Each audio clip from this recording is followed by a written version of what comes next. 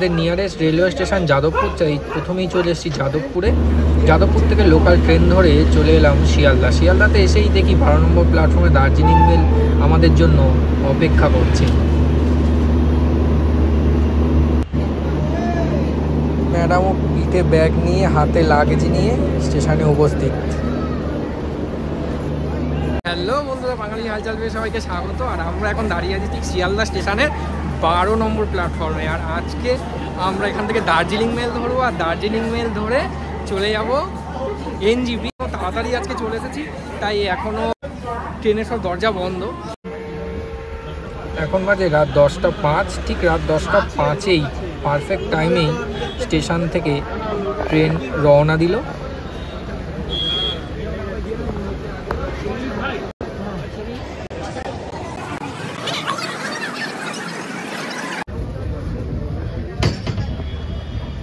Tata Sealdah, আবার দেখা হবে। আমি বসে আছি সাইড লোয়ারে, আর আমাদের ওই উপরে ব্যাগ রাখা আছে। উপরের আপার, মিডিল সবগুলোই আমাদের। আর এই ট্রেনটা বেশ পরিষ্কার, অন্য অন্য কোচের থেকে বেশ এই কোচটাও পরিষ্কার পরিচ্ছন্ন। ট্রেন এসে দাঁড়ালো বর্ধমানে। এটা আমাদের প্রথম স্টপ। 23টা 47 এখন।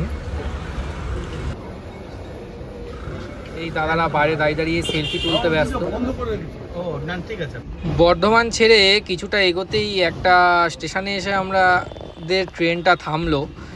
স্টেশনটার নামও পরিষ্কার নয়। স্টেশনের আলোটা এমনভাবে দুপ দুপ করছে যেন পুরো ভুতুড়ে প্ল্যাটফর্ম। একটা মানুষ নেই, একটা কুকুর নেই। সকালে ঘুম ভাঙতেই বাইরের দিকে তাকাতেই সারি সারি চা বাগান চোখে পড়ল।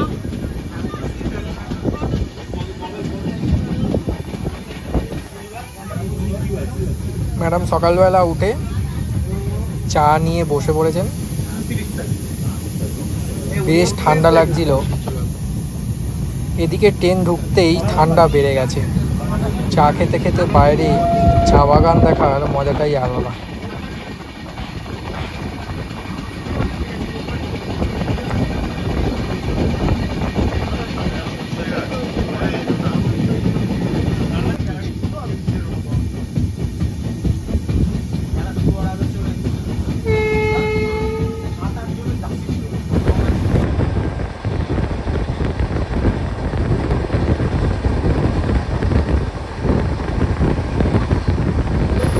ফাইনালি 8টা 20-তে আমাদের ট্রেন এসে থামলো এনজিপিতে।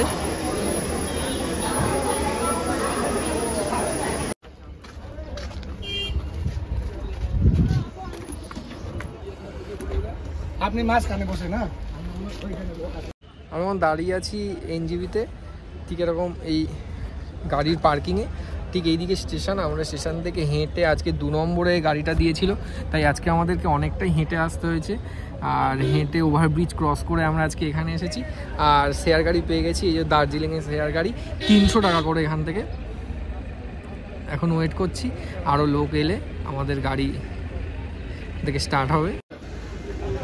আমরা এনজিপির পার্কিংয়ে দাঁড়িয়ে আছি। এনজিপি থেকে 300 টাকা আর শিলিগুড়ি থেকে 250 টাকা নেয়। আমাদের গাড়িটা রওনা দিয়ে দিয়েছে দার্জিলিংয়ের উদ্দেশ্যে।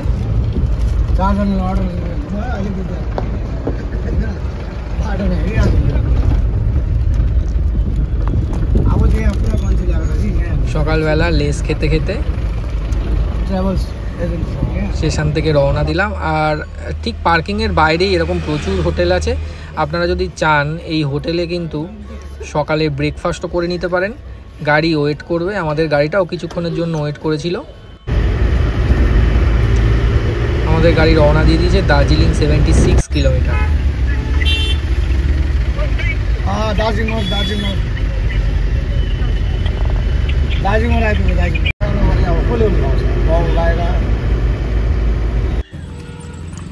একটা জায়গায় এসে এই গাড়িটা দাঁড়িয়ে যায়। এই যার গাড়ি ছিল এই দাদার বাড়িতে কেউ একজন এক্সপায়ার করে গেছেন, তাই আমরা অন্য একটা গাড়িতে শিফট করে নিলাম।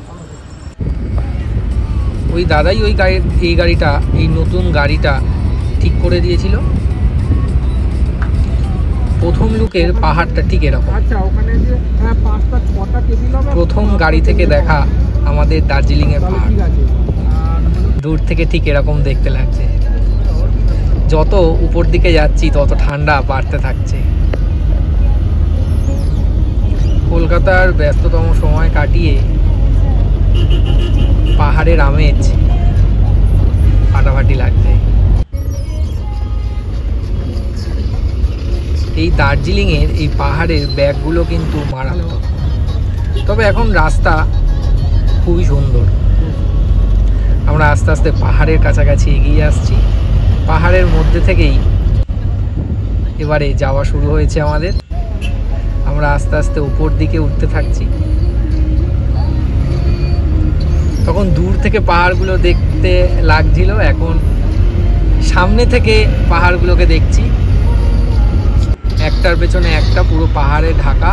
আর ঠিক আমরা ওপর দিকে উঠছি। এবারে ঢালু রাস্তা শুরু হয়ে গেছে, পুরো পাহাড়ি রাস্তা। এটা পুরো নিচে, আমরা নিচ থেকে কিন্তু ঘুরে ঘুরে উপর দিকে উঠছি।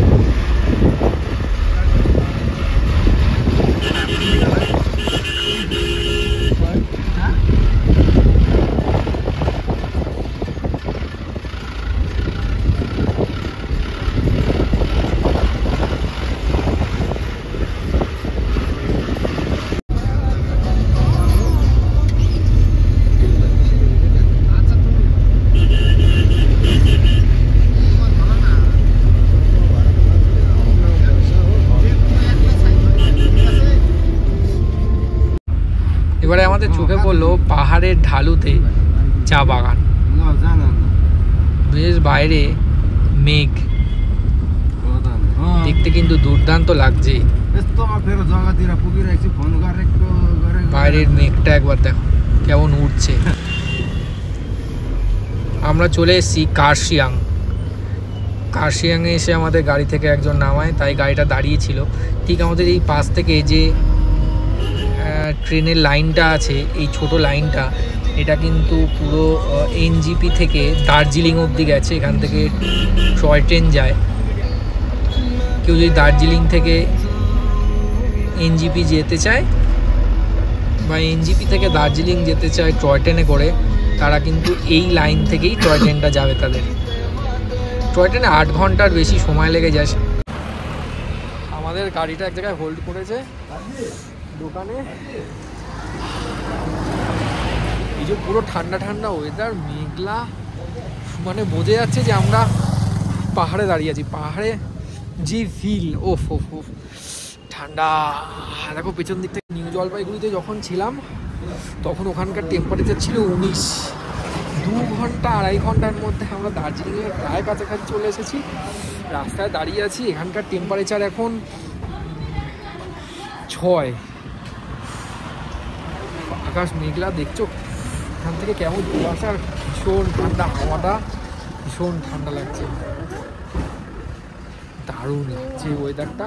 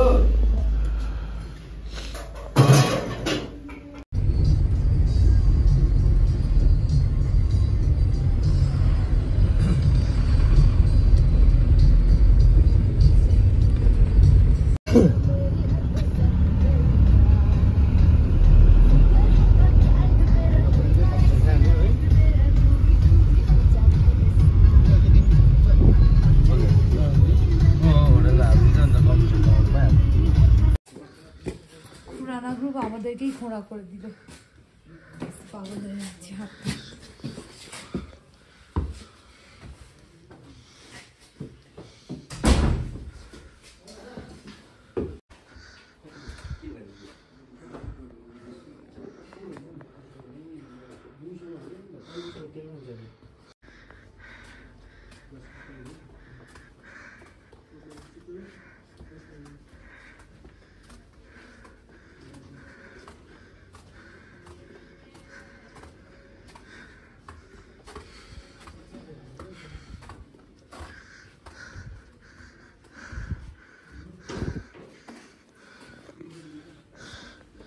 হাই,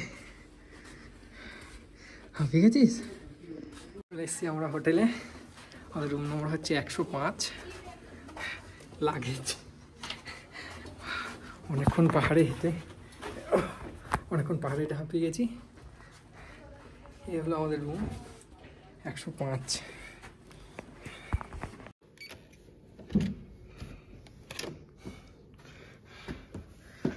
ও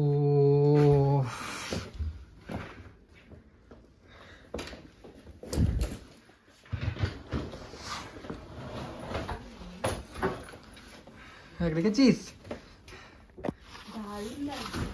দারুণ, রুমটা ফাটাফাটি। এখান থেকে কি ভিউটা আজকে দেখা যাবে? যা, আজকে অন্ধকার।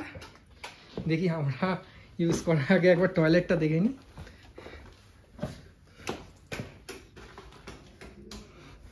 বাথরুম লাইট, ও আবি ওটা লাগাতে হবে কাঠটা। ডাটা কাঠটা তো দিইনি, আলো জ্বলবে কি করে? ও গিজার আছে।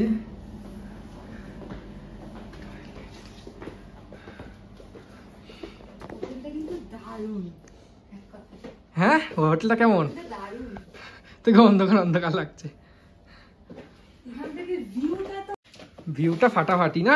শুধুমাত্র ফগ বলে আমাদের কপালে কাঞ্চনজঙ্ঘা নেই। ও হো,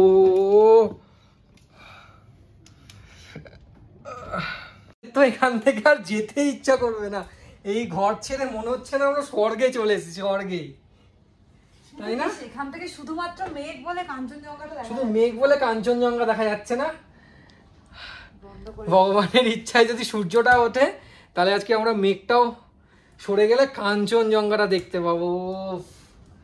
কি লাগছে ভিডিওতে না দেখে, তোমরা যদি নিজের চোখে এখানে চলে আসো এই হোটেল থেকে, ভিউটা যে অসাধারণ অসাধারণ। ভিডিওটা কেমন লাগলো কমেন্ট করো। আসবার নতুন ভিডিও নিয়ে, টাটা।